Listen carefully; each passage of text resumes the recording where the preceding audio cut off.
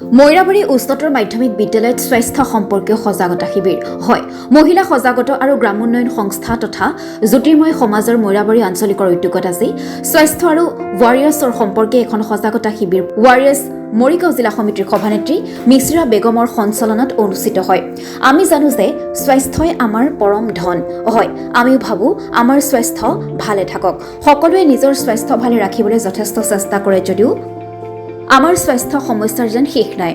হয়তো ক'ৰবাত আমাৰ সজাগতাৰ অভাৱ অথবা ক'ৰবাত আমি নিজকে অলপ অৱহেলা কৰোঁ।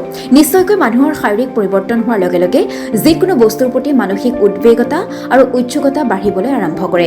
নিচাজাতীয় সামগ্ৰীৰ প্ৰতি আকৰ্ষিত হ'বলৈ ধৰে, যিয়ে স্বাস্থ্যৰ ওপৰত বাৰুকৈ প্ৰভাৱ পেলায়। স্বাস্থ্য যে মানুহৰ জীৱনৰ মূল সম্পদ। সঁচাকৈ স্বাস্থ্য ভালে নাথাকিলে একো কামেই ভাল নালাগে, কিয়নো সুস্বাস্থ্যই সুস্থ মগজুৰ লগতে সুস্থ জীৱন নিৰ্ধাৰণ কৰে। বৰ্তমান ব্যস্ততাপূৰ্ণ জীৱনত মানুহে নিজৰ স্বাস্থ্যৰ প্ৰতি কেনেধৰণৰ যতন ল'ব লাগে তাৰ ওপৰতে ভিত্তি কৰি ছাত্ৰ ছাত্ৰীসকলৰ লগত স্বাস্থ্য সম্পৰ্কীয় সজাগতা শিবিৰৰ আয়োজন কৰা হয়।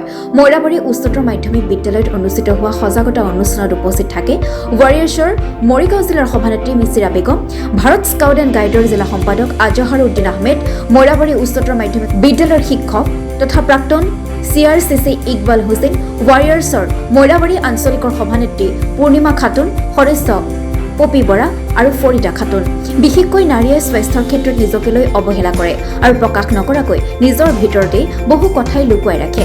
নিজক লৈ অৱহেলা কৰাটো যেন নাৰীৰ জীৱনত এক স্বভাৱত পৰিণত হয়। আমি সকলোৱে সদায় স্বাস্থ্যৰ প্ৰতি সজাগ সচেতন হোৱা উচিত। ৱাৰিয়াৰ্ছৰ কৰ্মকৰ্তাসকলৰ এনে পদক্ষেপৰ বাবে সকলোৱে ধন্যবাদ জনাইছে। মৈৰাবাৰীৰ পৰা আছিকুৰ ৰহমানৰ report A to Z news Assam.